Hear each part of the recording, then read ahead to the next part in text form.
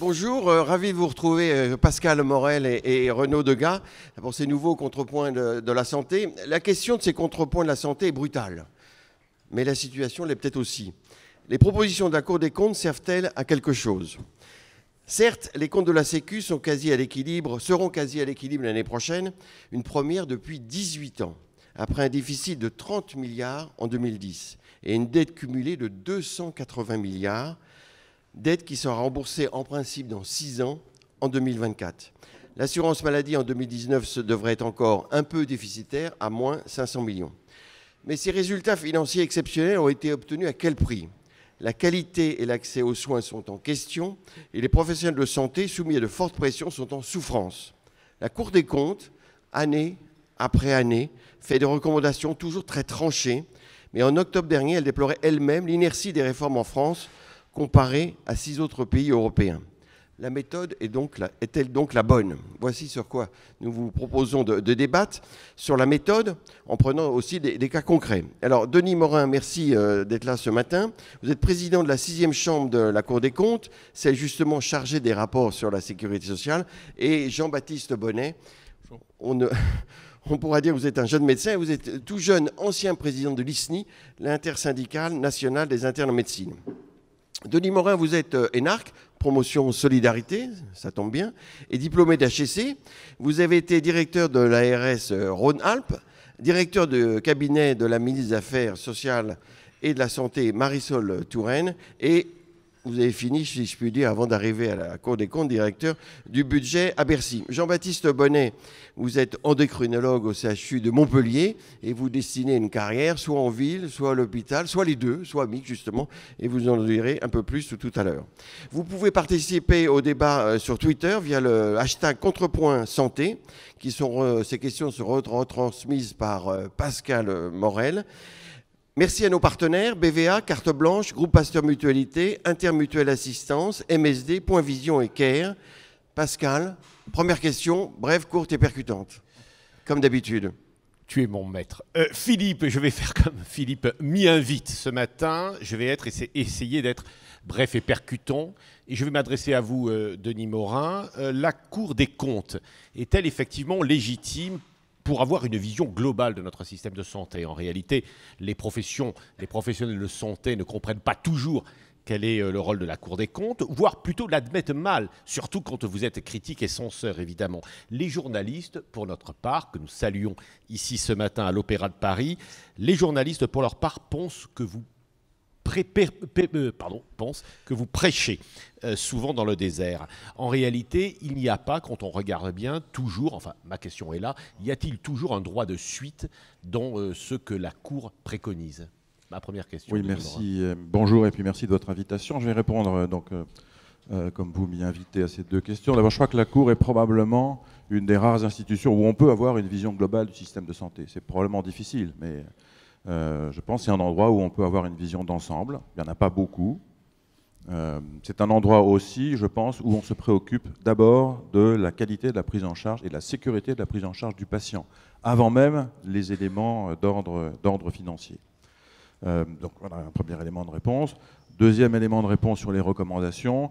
Il se trouve que nous sommes en train de faire un exercice à la Chambre de suivi de nos recommandations. Donc nous suivons nos recommandations. Je peux vous dire d'ailleurs que nous avons 360 recommandations qui sont actives. Nous discutons chaque année avec l'ensemble des administrations de la façon dont les recommandations que nous formulons sont mises en œuvre. Beaucoup le sont. Vous savez qu'en gros, le panorama pour l'ensemble de la Cour, c'est un quart de recommandations qui ne sont pas mises en œuvre, et même parfois d'ailleurs que les administrations refusent de mettre en œuvre, et 3/4 de recommandations qui sont en totalité ou en partie mises en œuvre. Mais vous admettez bien qu'effectivement la critique puisse exister, c'est-à-dire qu'en fait vous ne pêchez pas dans le désert, mais vous prêchez parfois, en tout cas on a le sentiment que vous faites beaucoup de recommandations, qu'elles ne sont pas toujours suivies de faits. Oui, alors c'est assez naturel. Je veux dire, on peut, sur tous les sujets, on peut avoir des avis différents. Nous formulons nos recommandations après des travaux qui impliquent beaucoup de présence sur le terrain. Donc je crois que nos recommandations sont assez solides, mais il peut y avoir des avis différents. Est-ce que dans d'autres pays, Monsieur Morin, est-ce que dans d'autres pays comparables au nôtre, des institutions comme les vôtres n'ont-elles pas effectivement plus de possibilités de réellement imposer leur diagnostic? Je pense qu'il faut pas d'ailleurs se mettre dans la logique où la Cour imposerait des choses, et les organismes de contrôle comparables à la Cour, qui existent dans la plupart des grandes démocraties, n'imposent pas. Et si nous devions entrer dans une logique où on impose des décisions, on nous dirait, et à juste titre, c'est le gouvernement des juges. Bon. Et il ne faut pas rentrer, je pense, dans cette démarche. Donc nous n'imposons pas. Je pense que notre fonction est d'alimenter le débat sur un certain nombre de sujets, naturellement de pointer les défaillances en termes d'efficience, de montrer les marges d'efficience qui peuvent exister. Je crois qu'il en existe encore beaucoup dans notre système de santé. Il y a beaucoup d'économies à réaliser qui sont, je crois, indolores et qui supposent des décisions en termes d'organisation du système qui sont encore à prendre. On y reviendra sans doute. Mais alors Pascal, vous dites 75%, trois quarts des recommandations de la Cour des comptes sont mises en œuvre, ou il y a un début de mise en œuvre, mais celles qui, parce que 75% de l'assentiment c'est beaucoup, alors un début de mise en œuvre ça ne veut pas dire grand-chose. Concrètement, il y en a combien qui sont réellement mises en œuvre? Oui, et moi je trouve que 25 qui ne seraient pas mises en œuvre, ce n'est pas une évaluation, en tout cas au regard de l'évaluation que vous appelez souvent de vos vœux, ce n'est pas extraordinaire. Pas extraordinaire dans quel sens? C'est trop ou Bah oui, 25% qui ne seraient pas réalisés. 25% pas réalisés. La puissance dans un pays comme le nôtre, la puissance de l'État, oui. Oui, non, mais alors, non, mais alors, 25, 75, je trouve assez bas personnellement. Mais combien sont réellement mises en œuvre? Réellement mises en œuvre, probablement autour d'un tiers sur les, voilà, 75. Un tiers. Donc vous prêchez dans le désert. En même temps, il y a des recommandations qui se déploient sur plusieurs années. Bon. Qui impliquent des décisions qui sont à construire dans la durée.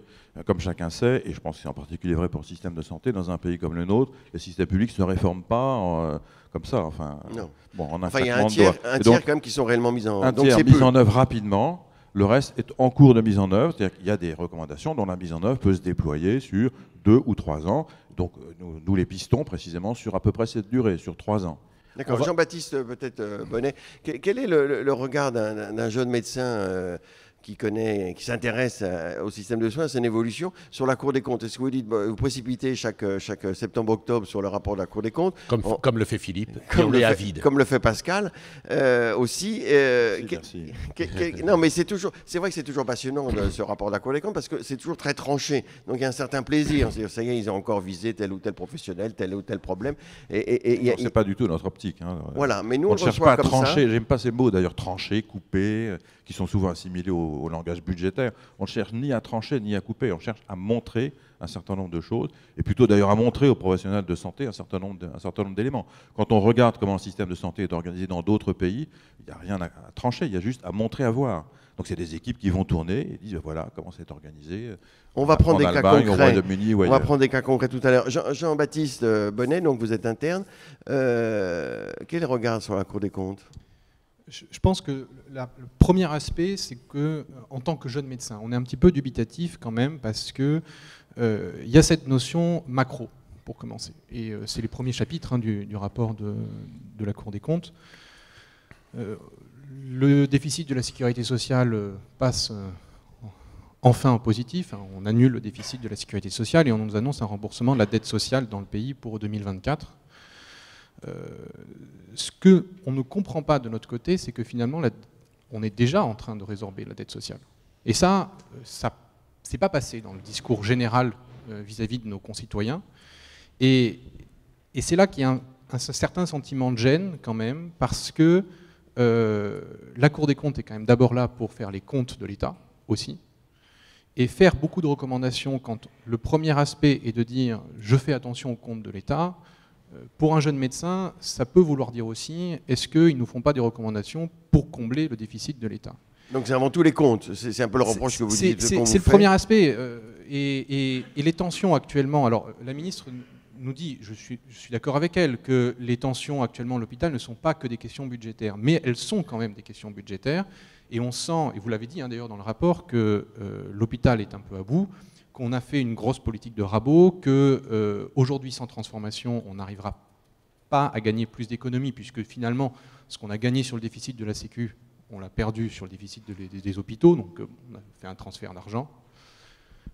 On est passé de 4 milliards de déficit l'année dernière à moins 500 millions l'année prochaine. Donc il y a une vraie économie. Mais c'est la question. Mais 1 milliard aussi dans le déficit dans les hôpitaux.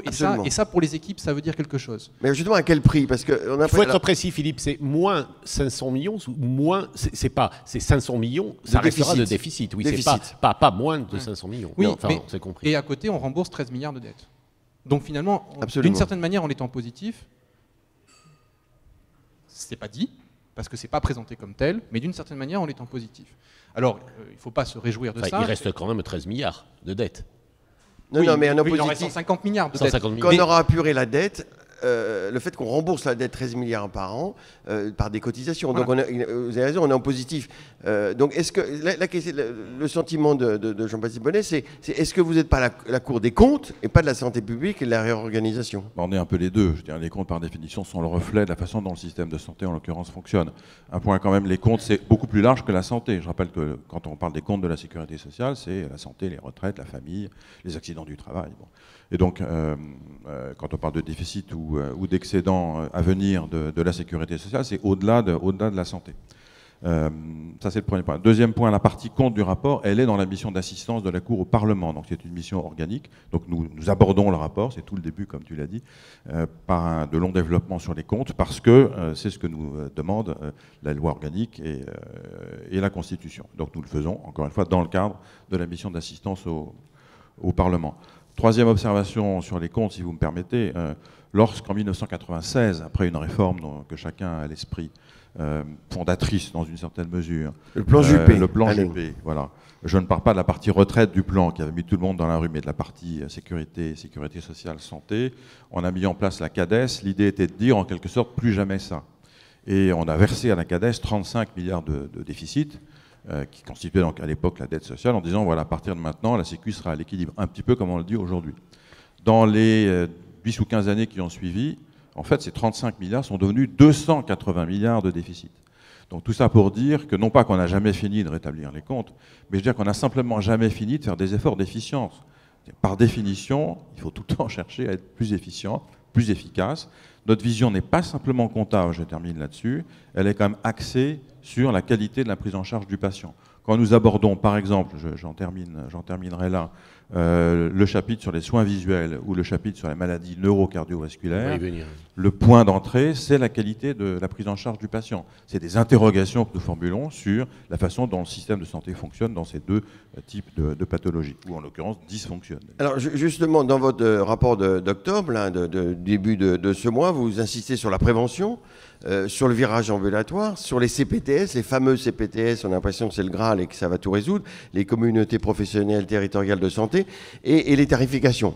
Et les ophtalmos aussi, donc, pour lesquels vous proposez quelques décharges de fonctions. Et nous avons reçu pas mal de questions d'ailleurs, sur l'ophtalmologie en particulier, quelques assureurs aussi. Justement, si on prend le premier sur la prévention, vous dites qu'il faut un relèvement des impôts sur l'alcool et les boissons sucrées. Alors ça a été fait sur le tabac, vous vous en félicitez, mais la ministre, encore hier dans les Échos, disait non, on ne va pas augmenter les taxations sur l'alcool. Alors manifestement, vous n'êtes pas suivi. Encore une fois, le point important, c'est de contribuer au débat. Et donc, quand vous évoquez les questions des ophtalmos par rapport au chapitre sur les soins visuels, très bien, nous contribuons activement, manifestement, au débat. Sur l'alcool et les boissons sucrées, je pense que nous contribuons aussi au débat. Mais nous ne prenons pas la décision. Le gouvernement est libre de dire, très bien, oui, ça on le fait, ça en revanche on ne le fait pas. Relever une taxe, alors, moi je peux avoir un avis sur la question, et la Cour l'exprime d'ailleurs avec une certaine vigueur, c'est jamais indifférent dans le schéma d'ensemble fiscal du gouvernement. Donc manifestement, dans l'équation fiscale de cette année, ça ne passait pas. Je crois que ce qui est très important, c'est de rappeler que tabac, 70 000 morts, alcool, 40 000 morts, obésité, activité professionnelle et sport, quand on a abordé ces différents points, on a résumé les sujets de santé publique quand même. Moi, je voudrais revenir à cette question quand même qui me paraît institutionnelle, mais qui est quand même importante. Les professionnels de santé, pour aller droit de suite avec Jean-Baptiste Bonnet, les professionnels critiquent souvent quand même vos positions, ce qui d'ailleurs, dans une certaine mesure, prouve que vous êtes lu. En réalité, le sentiment serait peut-être que vous êtes... Alors peut-être votre origine, monsieur, qui est très brillante, vous avez été le directeur du budget à Bercy, au ministère des Finances, ce n'est pas rien. Bon, et on vous reprocherait volontiers, éventuellement, d'être la main de Bercy à la Cour des comptes. Comment, en réalité, vous dites aujourd'hui, vous vous défendez en disant nous ne nous occupons pas que des comptes, mais nous avons une vision assez globale. Mais les professionnels de santé me semblent vous ramener quand même à cette responsabilité, et qui n'est pas évidemment, qui est tout à fait honorable. Voyez-le J'espère bien, mais en réalité... J'espère qu'elle est considérée comme telle. Oui. Et comme vous le disiez Par moi, certainement. comme vous le disiez dans votre présentation, ce n'est pas mon origine, c'est plutôt la fin de mon parcours. Donc voilà. Il se trouve que c'est une case que j'ai plutôt cochée à 60 ans qu'à 30 ou 40.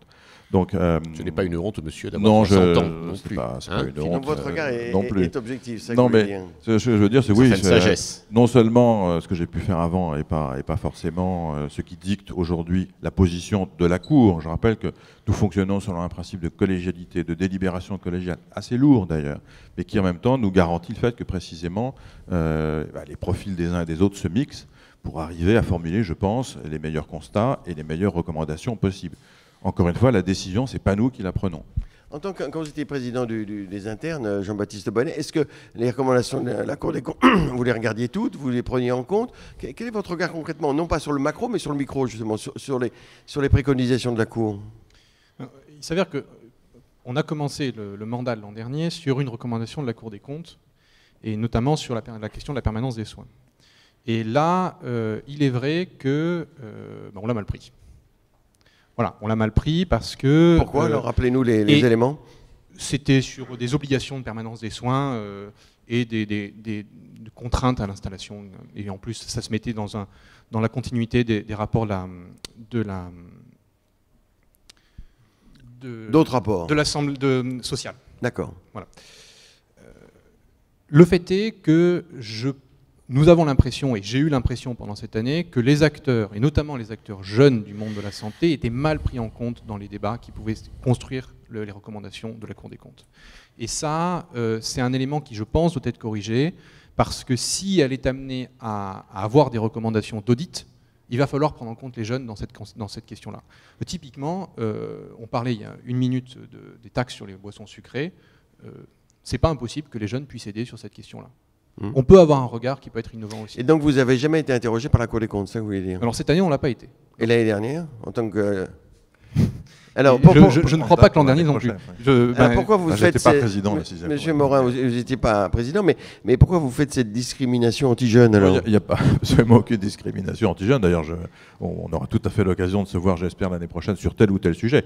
Nous discutons évidemment énormément avec les professionnels de santé. Je rappelle que non seulement nous envoyons nos rapports provisoires à énormément d'intervenants qui réagissent parfois vivement, mais nous pratiquons par ailleurs, une question sur les méthodes de la Cour, systématiquement des auditions. Et moi, à titre personnel, je suis très attaché aux auditions qui permettent d'avoir un contact direct. D'ailleurs, on a eu beaucoup d'auditions avec les ophtalmos, on a eu aussi beaucoup d'auditions... Ils vous reprochent parfois de ne pas les suivre.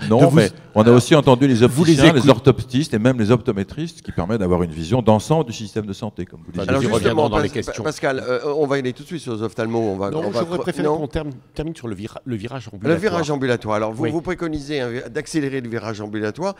C'est la question de Pascal. À l'hôpital, en chirurgie, ça s'est fait. En médecine, ça ne s'est pas fait. Oui. Et puis virage ambulatoire, on comprend bien, effectivement, virage ambulatoire, virage ambulatoire, virage ambulatoire. Cela étant, vous constatez qu'effectivement, ça marche probablement en chirurgie, notamment grâce à la RAC, la réhabilitation rapide, mais en réalité, ça ne marche pas à l'hôpital. Mais est-ce que ça devrait... En plus, vous dites qu'il faudrait que le virage ambulatoire soit à 70%, je crois, en 2022. C'est les objectifs du ministère. C'est les objectifs. Est-ce que c'est aussi...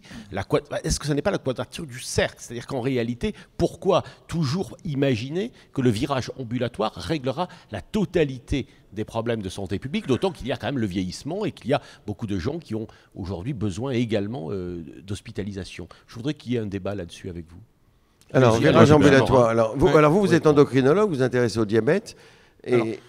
Justement, c'est intéressant parce que le virage ambulatoire, il a commencé en chirurgie, comme on disait, mais pas du tout en médecine. Toujours à l'hôpital.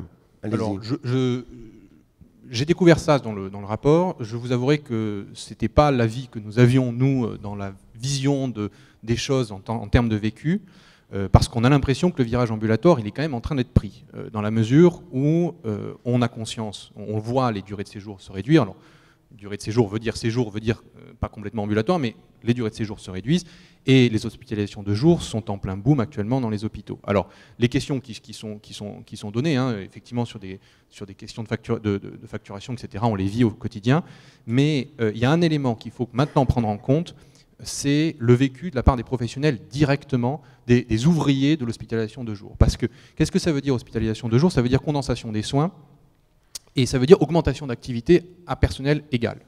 Et ça, on sent que dans les équipes, ça commence à tiquer. C'est dur, vous voulez dire. Ça commence à devenir dur rapide. Voilà, ça commence à être dur sur ce niveau-là, et il faut que dans l'organisation hospitalière et dans l'organisation macro, on prenne en compte le fait qu'on a une augmentation en nombre d'activités et en charge de travail sur le moment. Mais comme disait Pascal, est-ce que pour vous, c'est vraiment la solution? Est-ce que vis-à-vis des patients, c'est vraiment la solution? Parce que c'est vrai qu'on se gargarise un peu avec le virage ambulatoire, on veut monter à 70%, dire ça va coûter moins cher. Et dans votre spécialité, enfin en médecine, est-ce que ça vous paraît vraiment bien de monter à 70%? Alors, sur la chirurgie, je ne vais pas m'exprimer. Sur l'endocrinologie, c'est pertinent. Sur l'endocrinologie, c'est pertinent et c'est demandé par les professionnels. Oui. Ah oui, oui. C'est bien plus agréable pour le patient, c'est plus agréable pour le médecin, et il y a énormément de choses qui peuvent se faire en ambulatoire. La question qui va se poser derrière, c'est celle du maillage territorial qui s'ensuit, et de la capacité notamment à imaginer aussi de... on appelle ça de l'hospitalisation hôtelière finalement, c'est-à-dire faire dormir le patient à l'hôtel à côté pour la nuit et le prendre en charge sur cette question-là. Denis Morin, oui, qu'on revienne un peu aussi sur les politiques régionales. Tu as évoqué les CPTS. Il faudrait qu'on aille on va y arriver parce qu'on va passer. Non, mais pour finir sur le virage ambulatoire à l'hôpital, en médecine, quel est le levier que vous pensez devoir actionner pour un mot de réaction, ce qu'a dit Jean-Baptiste. Je pense que son avis, à vrai dire, est déterminant sur la question.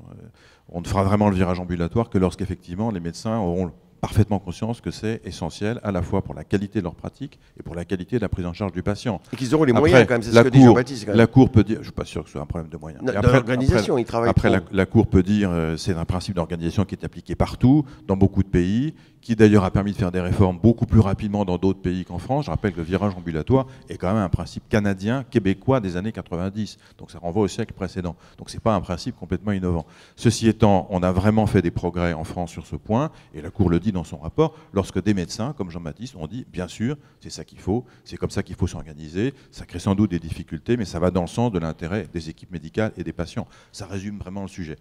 Un point quand même, il y a une conception interne à l'hôpital du virage ambulatoire.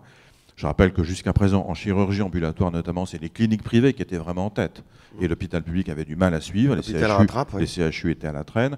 Il y a une vision plus large du virage ambulatoire qui reste à organiser, qui est la bascule plus large du fonctionnement de notre système de santé, de l'hôpital vers la ville. Et là, on en est encore loin quand même. Mais c'est là, vous touchez un point qui pour moi est essentiel, c'est-à-dire qu'on a trop aujourd'hui pensé le virage ambulatoire comme le transfert de l'hospitalisation complète vers l'hospitalisation de jour en hôpital, et avec une diminution des coûts, une augmentation d'activité, et ça permettait aussi de résorber les coûts des hôpitaux. Mais là maintenant, la demande, je pense, en tout cas des acteurs jeunes de santé, il me semble, c'est d'avoir une vision beaucoup plus sur des parcours de santé. Alors typiquement, la diabétologie, ça s'y prête parfaitement. Mais aujourd'hui, c'est cette question-là qui se pose et la question de la faisabilité. Et là, il y a un niveau d'incompétence de la part du corps médical qui est la gestion de tout l'ensemble des facturations sur lesquelles les outils de compte peuvent nous aider parce qu'il va falloir qu'on trouve des réponses. Mais la question des parcours de soins et de sortir de la question de l'ambulatoire strictement hospitalier, ça c'est pour nous la question d'aujourd'hui à partir de 2018. Justement, on distingue bien ce virage ambulatoire en chirurgie et en médecine du virage ambulatoire vraiment en ville. Et c'est la création des fameuses CPTS. Alors, on a l'impression que c'est sorti de son chapeau, même si ça vient de la loi de Marisol Touraine de janvier 2016. Mais il y a eu un rapport de l'IGAS dessus. Il n'y a pas de moyens, il n'y a pas d'appropriation par les professionnels de santé. On a l'impression que c'est une marche forcée. Le président de la République a lancé ça, 1000 en 2022. Quel est le regard de la Cour des comptes et des praticiens sur cette organisation en communauté professionnelle sur les territoires, qui est la solution? Mais chaque professionnel est indépendant, libéral, etc. Oui. Pour compléter, moi j'ai le sentiment, mais je vous pose la question, notamment d'ailleurs aux jeunes professionnels, que les professionnels de santé sont intéressés par cette idée de CPTS, mais ils ne savent pas en réalité vraiment ce que cela représente et comment s'y engager. Absolument. Bon, d'abord, je pense qu'il faut laisser au système le temps de se déployer. C'est pas un truc qui tombe du ciel, puisque vous l'avez dit, ça renvoie à des dispositions de d'une loi de 2016. Donc Il y a déjà, oui, il n'y a pas de moyens dans il y a la déjà loi quelques 2016. mois. C'est pas un problème de moyens, c'est un problème d'organisation. Ça revient un peu au même. C'est dans le dialogue entre les professionnels de santé et en l'occurrence, ça a été désigné par le ministère, les agences régionales de santé, un univers que je connais un petit peu, vous l'avez rappelé tout à l'heure, que les choses vont s'organiser. Je regardais tout à l'heure sur le site, par exemple, de l'ARS Île-de-France, il y a tout un dossier sur c'est quoi les CPTS, comment on fait, en quoi l'ARS peut-elle aider. Mon sentiment, mais c'est plutôt à Jean-Baptiste de le dire, encore qu'il soit, d'après ce que j'ai compris, un hospitalier, mais mon sentiment est qu'aujourd'hui, les jeunes, j'en ai croisé pas mal, des jeunes médecins quand j'étais en poste à Lyon, qui veulent s'installer en ville, qui sont d'ailleurs pas majoritaires parmi ceux qui sortent des études de médecine, mais qui veulent s'installer en libéral en ville. Ce qu'ils cherchent avant tout, c'est des structures qui peuvent être multiples, diverses, qu'il n'y a pas de forme idéale ni de référence. Des structures de pratique collective, où ils seront à l'évidence, pas seul dans un territoire, mais en réseau, avec d'autres professionnels dans une maison de santé pluridisciplinaire ou pluriprofessionnelle, avec d'autres professionnels en proximité, y compris des paramédicaux, y compris des pharmaciens, notamment dans les territoires qui s'apparentent à des déserts médicaux. En tout cas, moi j'ai le sentiment qu'il l'exprimait déjà il y a 10 ans. Je me souviens d'avoir discuté avec un jeune qui était mon premier contrat d'engagement de service public en Rhône-Alpes. Donc, on avait eu une longue discussion qui était, de mon point de vue, tout à fait intéressante. J'ai le sentiment que c'est ce qu'aujourd'hui les jeunes médecins attendent. Et donc, il faut simplement que la puissance publique soit en capacité de s'adapter à ça. Et si on ne veut pas que ce sujet sur l'installation des jeunes en médecine libérale soit pollué par des débats sur la liberté d'installation ou par des débats sur le conventionnement sélectif, qui ne sont absolument pas des cartes que je défends, alors il faut effectivement être capable de s'adapter à la demande qu'ils expriment, ces jeunes, aujourd'hui. Ils ne veulent pas être dans la situation, par exemple, du généraliste qui est installé seul dans une commune. Jean-Baptiste Bonnet, sur les CPTS aussi, vous êtes enthousiaste ? Je rejoins complètement ce qui vient d'être dit. Il y a une volonté de la part des jeunes médecins de travailler en réseau et de travailler en groupe et de travailler sur des activités mixtes. Alors pas tout le monde, mais une large majorité. La peur qu'il va y avoir, c'est que, et c'est le sentiment un petit peu de malaise qu'il y a actuellement, sur la question de justement savoir si les médecins arrivent à prendre en eux la question des CPTS, c'est les directions qui vont être données, justement, le cadre de discussion qui va être donné par l'ARS. Et là, je pense qu'il faut insister sur un point, et il faut avoir ce discours, il faut d'abord que ce soit une organisation médicale, et il faut bien que ce soit placé comme tel. La grande erreur sur les GHT qui a été faite, c'est que globalement, on a mis les GHT des blanchisseries avant de mettre les GHT des équipes médicales. Et pourtant, c'est à partir tout du projet médical. Ça a été dit, redit, répété. Ça n'a pas été fait. Sauf que ça a été vécu comme le GHT des blanchisseries d'abord. Voilà. Ouais. Et ça, il faut. Est-ce que ça a été vécu? Est-ce que c'est vrai quand même? Oui. Est-ce que c'est pas un peu caricatural? Parce qu'on a entendu. La question, moi, il me semble, elle est très institutionnelle, puisque nous avons la chance d'avoir M. Morin, qui est représentant un haut fonctionnaire. Est-ce que, dans le fond, tout ça n'est pas trop décidé de manière centralisée à Paris et ce n'est pas assez. Enfin, les initiatives ne viennent pas assez du terrain. Notre pays est quand même, vous en êtes d'accord, très centralisé. Vous êtes d'accord? Je ne sais pas s'il est jacobin ou girondin, enfin, c'est un débat éternel. Moi, j'ai quand même le sentiment, notamment à travers l'expérience des ARS, qu'on trouvera vraiment de solution que si on est en capacité de faire dans la dentelle. C'est-à-dire en s'adaptant. Est-ce que vous êtes capable, oui, je pense que l'État, de faire dans la dentelle? Je pense absolument que l'État, au moins sur les sujets de santé et d'organisation du système, est capable de faire dans la dentelle, c'est-à-dire de définir une organisation qui tienne absolument compte des personnes qui sont disponibles dans un territoire et de la réalité du territoire.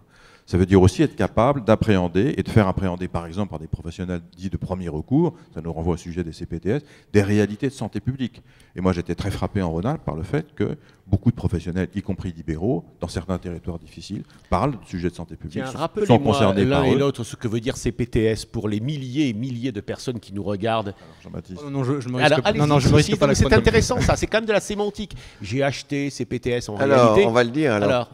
Communauté professionnelle territoriale de santé. Voilà, moi je l'ai répété 10 fois avant de le savoir. Est-ce que la Cour des comptes a travaillé sur les CPTS déjà? On n'a pas encore travaillé sur les CPTS, mais on le fera. On n'a pas encore travaillé sur les GHT, mais on le fera. Un mot quand même sur les blanchisseries. Je pense que si on peut réduire tout ce qui est des coûts hors soins, c'est pas plus mal. Hein, si on peut mutualiser tout ça. Vous avez le sentiment que ça marche, monsieur Morin, les GHT, les groupements? C'est la suite des CHT. Est-ce que ça marchait bien, les CHT? Pas vraiment. Voilà. Est-ce que les GHT marcheront bien? Ça dépend là encore de ce que les professionnels de santé en feront. Oui, d'accord. C'est un cadre qui est assez large. Ça peut être effectivement seulement les blanchisseries, ça peut être aussi le lieu de déploiement d'un projet de Je santé ne suis pas pour un territoire. l'interlocuteur des cliniques privées, mais enfin, ils nous disent que... Pas dedans. C'est pas- Ben oui, justement. Et en réalité, on a pensé une nouvelle régionalisation sans penser... On ne peut pas avoir une vision globale territoriale si on ne met pas tous les acteurs ensemble. Quelle est votre analyse en 2 mots? Oui, ben Non, mais là, vous touchez le cœur, à mon avis, du défi là, des 3-4 prochains mois. Je vous remercie. C'est La main sur le cœur. que objectivement, le défi du cœur. On réinvitera Jean-Baptiste Bonnet. S'il nous fait ça chaque fois, ça me... il va falloir je vais faire faire aussi, attention à ce que, en réfléchissant sur les CPTS, on arrive à les faire discuter avec les GHT et qu'on arrive à les faire discuter avec les cliniques privées. Il ne faut pas qu'on crée dans les CPTS comme une nouvelle entité d'organisation territoriale ad hoc qui soit déconnectée des autres. Et ça, c'est justement la demande des jeunes professionnels. Et je reviens sur les activités mixtes. Les activités mixtes, c'est du coup ville-hôpital, ville-clinique privée, etc. Ça veut dire qu'il faut créer ces ponts entre ces structures-là. Et là, pour l'instant, moi personnellement, je ne les vois pas, ces canaux de discussion-là. Et pourtant, il va falloir les mettre rapidement avant d'ouvrir les discussions de dentelle, justement, Alors avec les justement, professionnels locaux. Jean-Baptiste, étonnamment, la Cour des comptes approuve le plan santé du président de la République, si, quasiment. Ça a été dit par votre président. La T2A aussi, la remise en cause de la T2A, M. Morin. Moi, j'ai la chance d'avoir l'ancien directeur du budget. Je voudrais savoir si l'ancien directeur du budget... Alors, attendez. Sur le plan Ma Santé 2022, on a le sentiment que la Cour des comptes dit ça rejoint nos préconisations, on va suivre ça de près. Donc vous êtes assez favorable. Alors, ça tombe bien parce qu'on a posé la question, comme chaque fois, aux Français avec BVA. Et alors, est-ce que vous avez entendu parler du plan Ma Santé 2022 ? 44% des Français en ont entendu parler, donc c'est quand même pas mal. 44%. Ce sondage sera mis, est déjà en ligne d'ailleurs, sur la veille des professionnels de santé.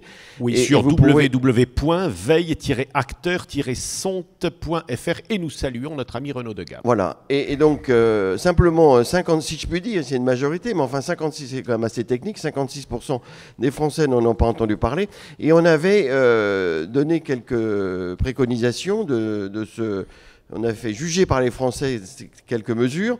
Et ce qui ressort, c'est très intéressant, c'est en priorité 2 choses, à plus de 70%, les hôpitaux de proximité et les équipes de soins primaires en réseau.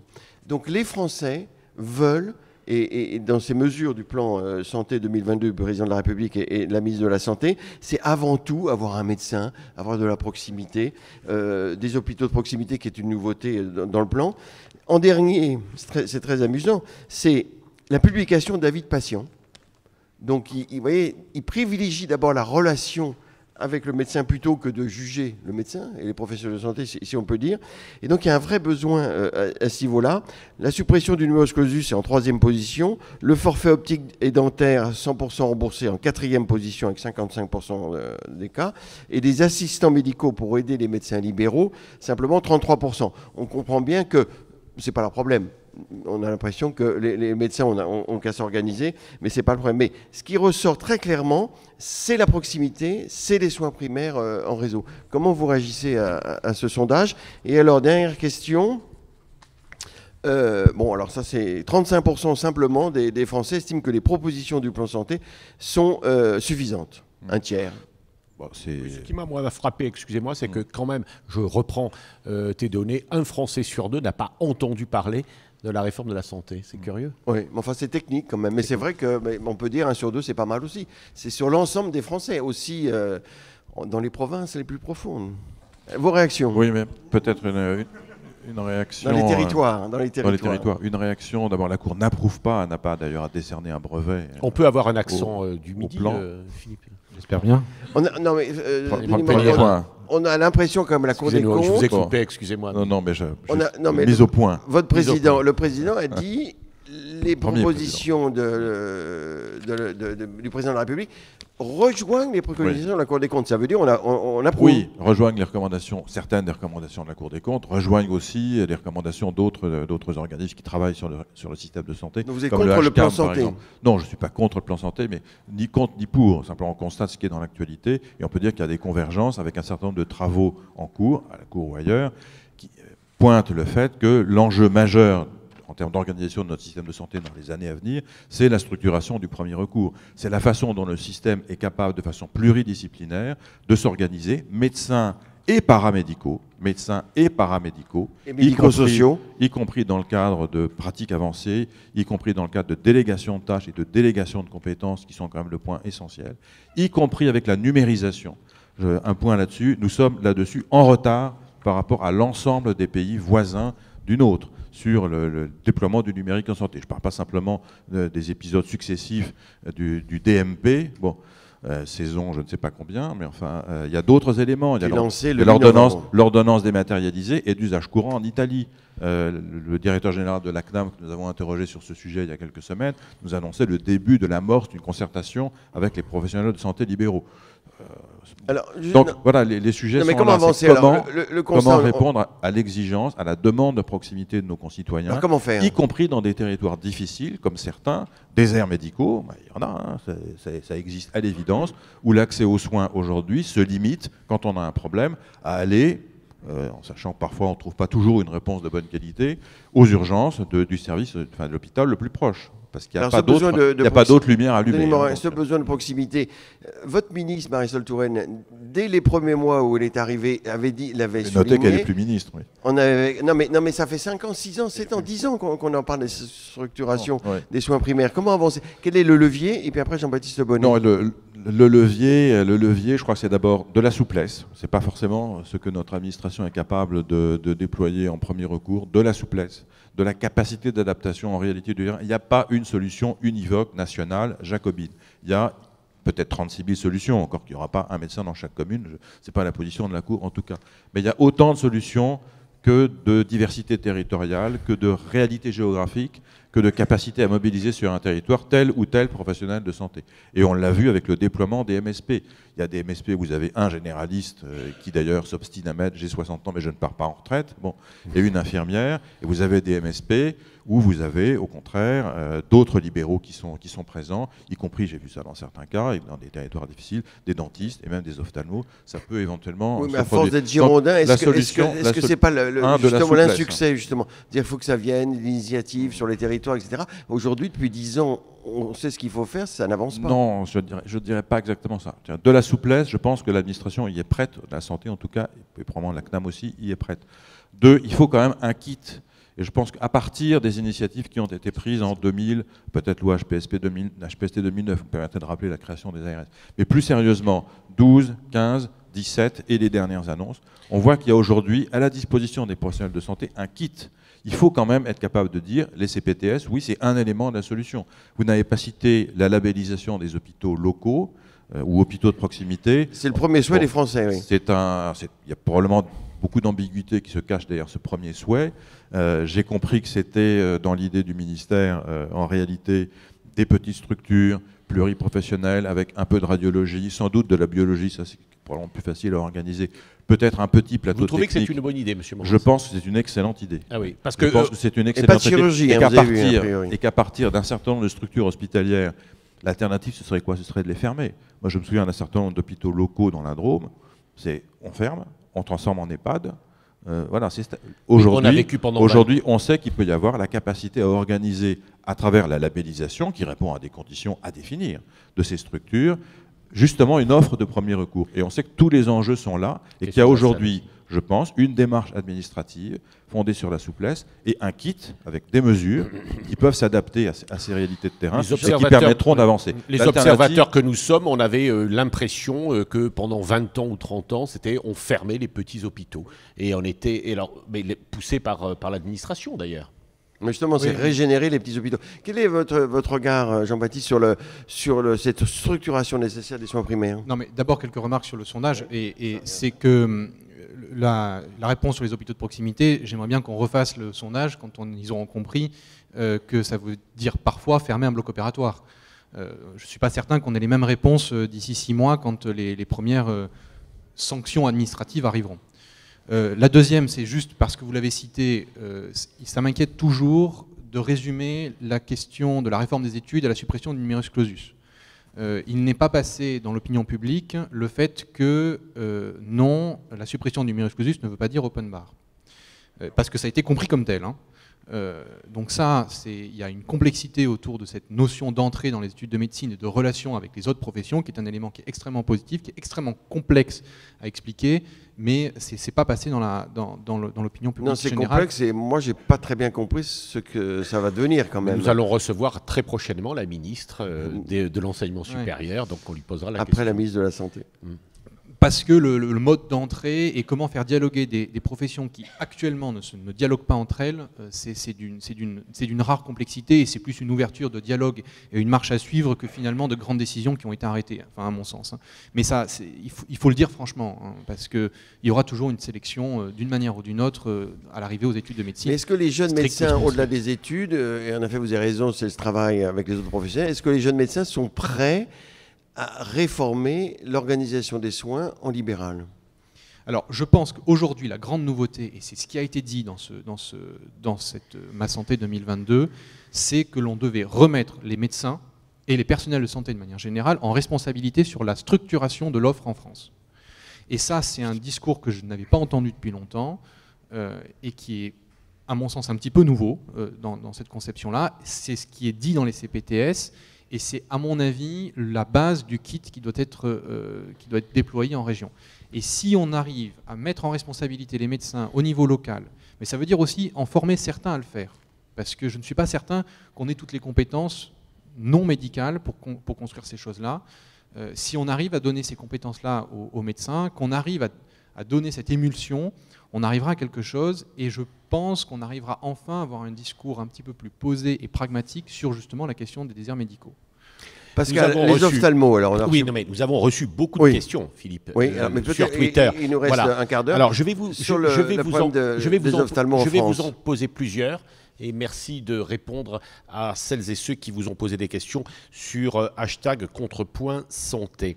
Alors, effectivement, sur les ophtalmos, vous avez, donc il y a une question assez longue qui nous a été adressée. Je crois que le président de la SNOF du SNOF que je vais synthétiser. Vous aviez reçu les syndicalistes, en tout cas les représentants des ophtalmologistes, qui aujourd'hui, après vous avoir expliqué leur position, semblent ne pas avoir, selon eux, été entendus. Et notamment sur un point que nous avons retenu effectivement, c'est que les mesures que vous proposez sont des mesures probablement de long terme. Pour simplifier, il faut former les soignants, orthoptistes, orthométristes, etc.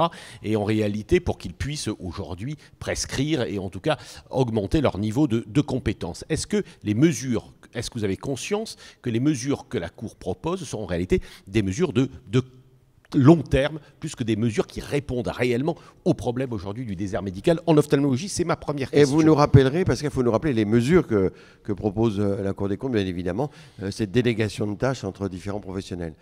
Alors, rappelez-nous... Peut-être là-dessus, un mot, et puis après on passera aux autres questions. Ça a fait bondir les ophtalmos quand même. Oui, ça non. Vous avez l'habitude. On avait quelques réactions hier. Ils nous ont exprimé leurs réserves quand on les a reçus, ce qui est normal. Mais on a aussi reçu, encore une fois, les opticiens, les optométristes et les orthoptistes. Qu'est-ce que vous proposez? Ce qu'on propose, c'est que sur un certain nombre d'actes simples qui ne relèvent pas des pathologies de la vue, ces actes puissent être effectivement réalisés par des opticiens, par des orthoptistes. Je rappelle que dans certains pays, c'est le cas notamment au Royaume-Uni, ce sont des infirmières qui le font. Donc je ne suis pas certain qu'il faille s'alarmer au-delà du raisonnable. L'alternative, premier point, nous ne plaidons pas pour que les ophtalmos passent en deuxième recours, mais nous en avons débattu à l'intérieur de la Chambre. Donc ils restent en premier recours sur les pathologies, mais sont déchargés d'un certain nombre d'actes simples. On peut décider de ne rien changer au système. Le système actuel, c'est entre 100 et 500 jours d'attente pour une consultation d'ophtalmo. Donc moi, je veux bien que les ophtalmos s'alarment.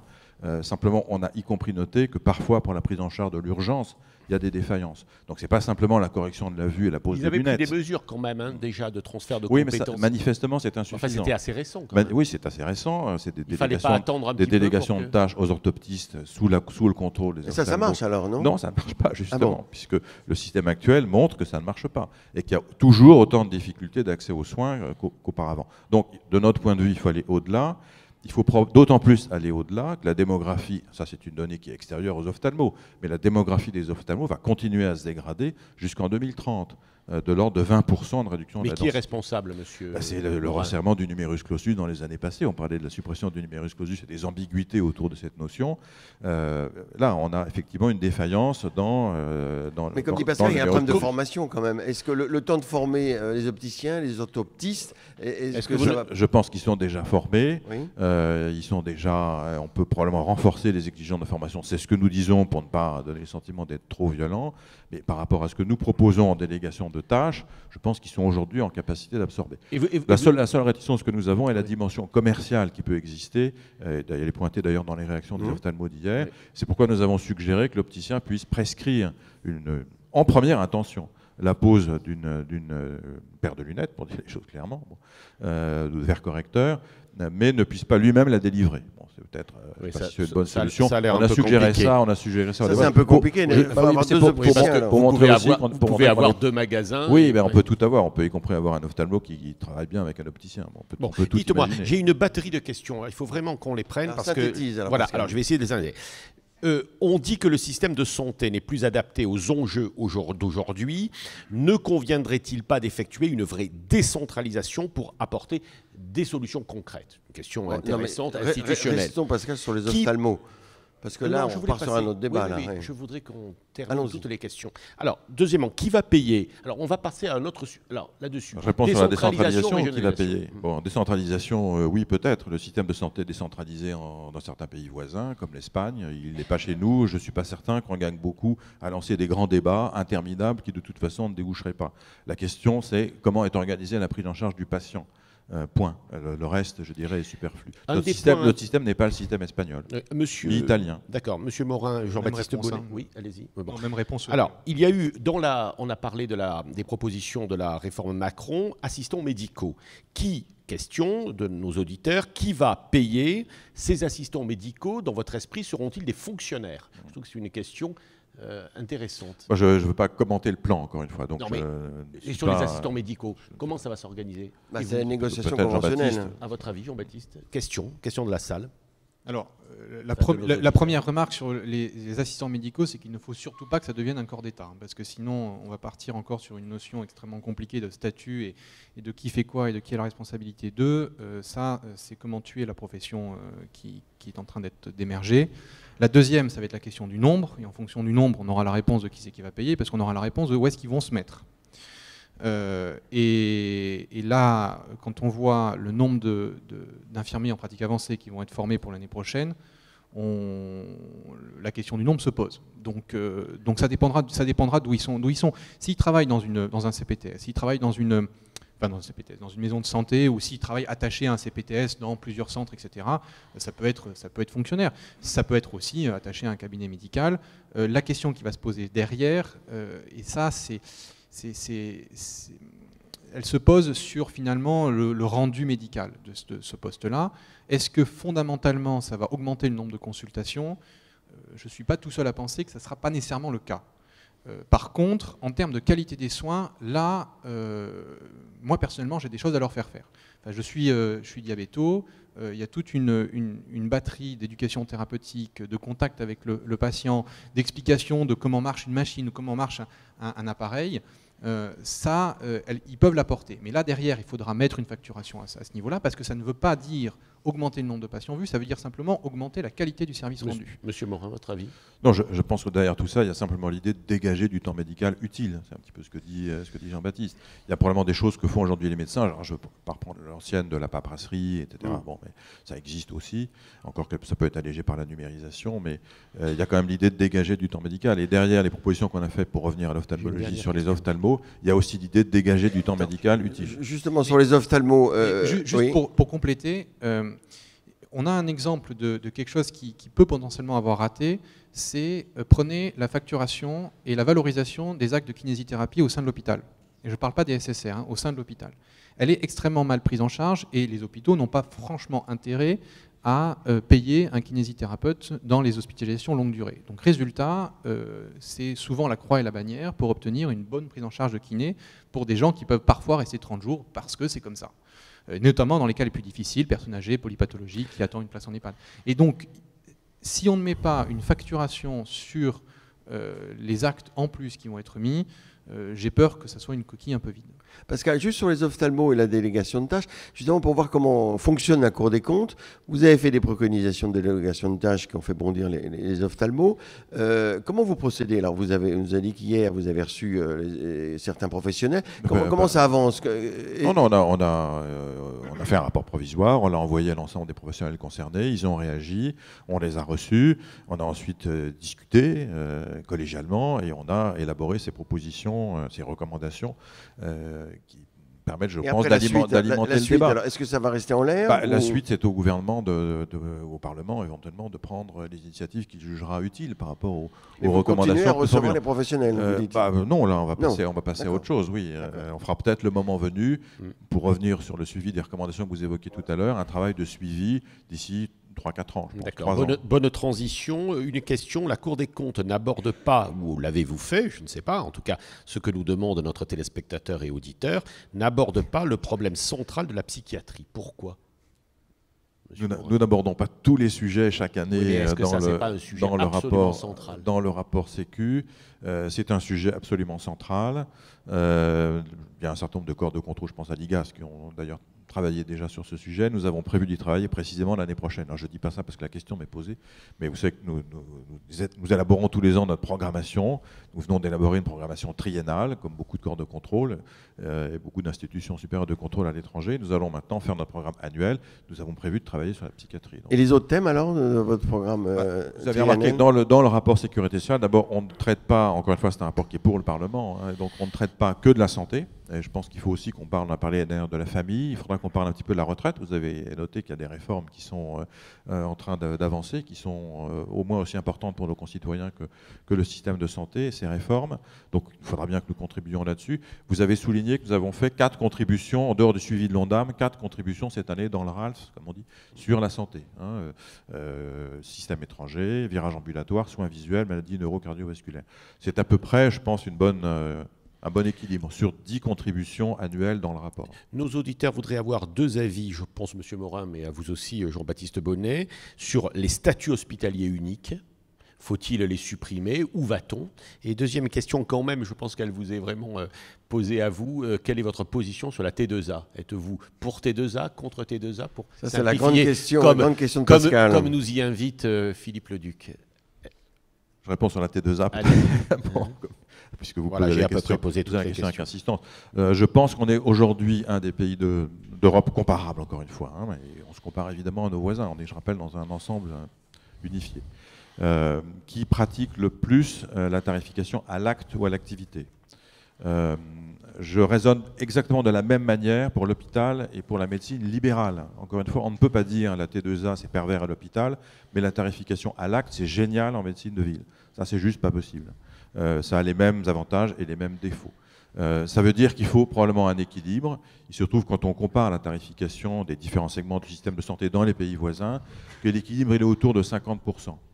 50% de tarification à l'acte ou à l'activité. Aujourd'hui, en médecine libérale, c'est 85% à l'acte.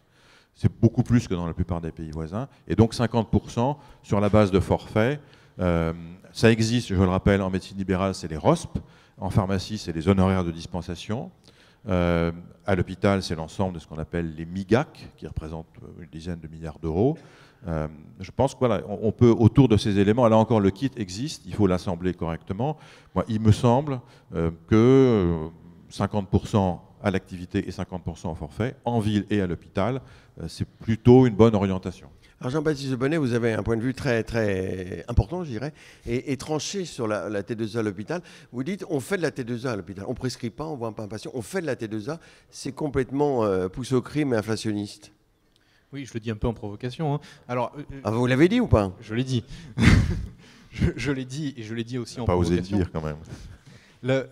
Il y a quand même un premier point qu'il faut dire, c'est que la T2A avec de l'argent, c'est-à-dire une T2A bien facturée, ça pose tout de suite moins de problèmes. Donc on ne pourra pas résoudre le problème les questions de financement à l'hôpital simplement avec un budget constant et en redéfinissant les ventilations. Mais est-ce que la T2A est inflationniste? De votre point de vue d'interne? La T2A est chez nous inflationniste, comme la médecine ambulatoire l'est, elle augmente la densité d'activité. Et donc derrière, il faut avoir une vision des professionnels qui exercent sur la charge de travail que ça leur fait correspondre. Ce que j'ai dit en parallèle, et je le dis de manière un petit peu provocante, c'est qu'effectivement, dans un contexte d'apprentissage, dans un contexte de construction d'un hôpital, on est formé à faire du volume. Voilà. Alors après, comment vous réagissez à ça? Est-ce que vous êtes satisfait? Mais il y a une certaine formation au volume et il y a une certaine pression au volume actuellement dans les hôpitaux, et je pense qu'une grande partie des professionnels le ressentent aussi comme ça. Peut-être un mot là-dessus, d'abord pour rappeler que l'activité hospitalière a été très très modérée en 2017. Comment vous l'expliquez ça? Personne n'explique vraiment, la vérité. Je pense qu'il faudra faire des travaux. On fera nous-mêmes un phénomène européen de baisse des consultations hospitalières? Non, c'est pas un phénomène européen, c'est un phénomène très, très français. On a en principe une évolution de l'activité qui est de l'ordre de 2 à 3% par an, donc en volume. Il se trouve qu'en 2017, on a eu 1% ou 1,5%. Donc est-ce que c'est le virage ambulatoire vers la ville alors? C'est peut-être une illustration du virage ambulatoire. Deuxième point, la T2A a quand même eu le mérite, enfin pardon de le dire comme ça, mais elle permet un clivage très net entre ceux qui sont efficients et ceux qui ne sont pas efficients. Ceux qui sont efficients, je parle de l'hôpital, ceux qui sont efficients dans la gestion des lits par exemple, ceux qui sont efficients dans la gestion des blocs. Dieu sait qu'il y a des choses qui distingue les différents établissements hospitaliers là-dessus. Et elle a permis aussi, je dois le dire, moi je l'avais vraiment vu, c'était très illustratif dans certains établissements hospitaliers, elle a permis aussi aux médecins et aux administratifs au sein de l'hôpital d'avoir une espèce de langage commun. Et de ce point de vue-là, je crois que c'est extrêmement positif. Dans des établissements qui sont quand même extrêmement clivés entre les médecins, les infirmières et les équipes, les administratifs, avec une gouvernance qui est toujours flottante, même si on a dit à un moment qu'il fallait une seule tête à l'hôpital et un chef qui est le directeur. C'est fini, ça, c'est fini. Le président de la République a dit qu'il fallait... Je ne pense pas qu'on puisse dire que c'est fini, mais le président de la République a dit ça, n'est plus là aujourd'hui. Non, mais il faut probablement une gouvernance. L'actuel a dit qu'il fallait mettre les médecins avec... Il faut évidemment une gouvernance équilibrée. Et les établissements qui fonctionnent bien sont les établissements où médecins et administratifs, évidemment, dialoguent, construisent et améliorent l'efficacité du fonctionnement de l'hôpital. La T2A a l'avantage d'être un langage partagé. Et je pense que c'est un avantage qu'il ne faut pas... Enfin, on retiendra, en tout cas c'est clair, 50-50 dans la vision de la Cour des comptes et de M. Morin entre T2A et autres financements. Non, mais c'est que en tant que jeune professionnel, personnellement, je n'ai connu que ça. Je n'ai connu que la T2A. Elle est arrivée en opération à peu près au moment où je commençais à exercer. On a quand même conscience, en regardant derrière nous, que ça a fait bouger les lignes. On a conscience aussi aujourd'hui qu'on arrive à la fin du cycle et que maintenant il faut essayer d'imaginer un petit peu autre chose, comment on arrive au bout du système. Alors, Pascal, oui, allez-y. Moi j'ai connu, étant beaucoup plus âgé que Jean-Baptiste, vous avez connu le budget global. J'ai connu le budget global, j'ai connu les dotations globales gérées par la DH. Je crains que nous aussi. J'ai connu le taux directeur unique, puis modulé entre les différentes régions pour essayer de corriger des écarts que personne ne comprenait bien. Je me souviens d'un éclat de rire d'Elisabeth Guigou, à l'époque j'étais à son cabinet, quand le directeur, le DH de l'époque, Édouard Couty... Elisabeth Guigou riait. Ça lui arrivait. En tout cas, là, manifestement, ça a été un immense éclat de rire lorsque Édouard Couty a tenté de lui expliquer la modulation du taux directeur. Et je dois dire que ça prêtait plutôt effectivement à rire qu'à autre chose. L'idée, en tout cas, qu'on affecte les moyens à l'hôpital sur des données, à tous les hôpitaux de France et de Navarre, sur des données historiques, indépendamment de la lourdeur des cas pris en charge et de l'évolution de leur activité, est quand même le système le plus soviétique au monde. Donc on voit bien qu'à l'époque, on a basculé à la T2A en disant on est au bout d'un cycle. Je comprends que la perception, je l'ai entendu aussi dans la bouche de certains responsables de CHU, qu'on a auditionné sur les CHU précisément, on a auditionné à la conférence des DG de CHU il n'y a pas longtemps, eux disent la même chose, donc c'est très bien. Si les médecins et les administratifs arrivent au sentiment que la T2A arrive un peu à son terme, ça veut dire qu'il faut reconstruire quelque chose qui soit équilibré. Oui. Franchement, le pire des systèmes, c'est quand même la dotation globale, et je pense que la T2A est peut-être, pour reprendre cette formule, le pire à l'exception de tous les autres. Voilà. En tout cas, 50-50 paraît quelque chose... Mais il faut la matiner, il faut l'adapter. Sachant que la T2A a un avantage, c'est qu'elle permet de faire un focus sur un type de prise en charge à un moment donné. Donc typiquement, si vous voulez avoir un focus sur la prise en charge de la nutrition dans un hôpital, vous valorisez la nutrition sur la T2A et comme par hasard, tout le monde s'améliore au niveau nutritionnel. Et ça, c'est un élément qui est assez positif.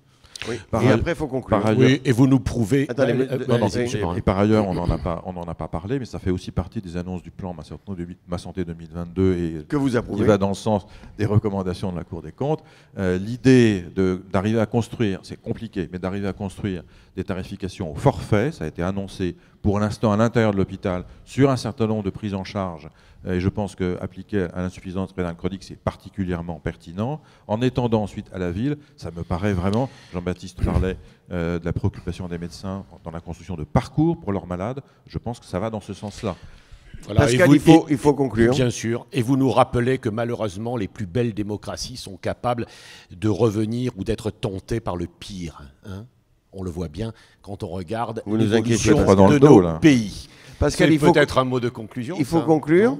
Oui. Alors, en remerciant celles et ceux qui ont participé à notre réunion de ce matin, d'abord à vous deux, Denis Morin et Jean-Baptiste Bonnet. Merci à Françoise Millet, à Philippe Langlade, Philippe Pontet et Jules Cadiou. Nous resaluons notre ami Renaud. Merci à nos chers partenaires. Et qui prochain nous suivent. débat. Et est-ce que nous avons bien noté nos partenaires, Philippe ? Allez-y. Et notamment l'arrivée d'un nouveau partenaire que nous saluons, Care. mais également bien entendu Point Vision, Intermutuelle Assistance, le groupe Pasteur Mutualité, Carte Blanche, MSD, BVA. Nous saluons Odile Pexoto. Et prochain débat, début novembre, justement, on sera sur le territoire, voir comment tout ça peut s'organiser, avec le directeur général de l'ARS Île-de-France. Vous serez conviés, vous pourrez voir comment ça avance. Et puis Luc Duquesnel, qui est un médecin généraliste de Mayenne, et aussi Voilà. président Et CCMF, je crois que médecin généraliste. voilà. Et les ministres viendront également nous voir avant la fin de l'année. Merci à tous et bon Merci. retour. Merci. À vous. Merci.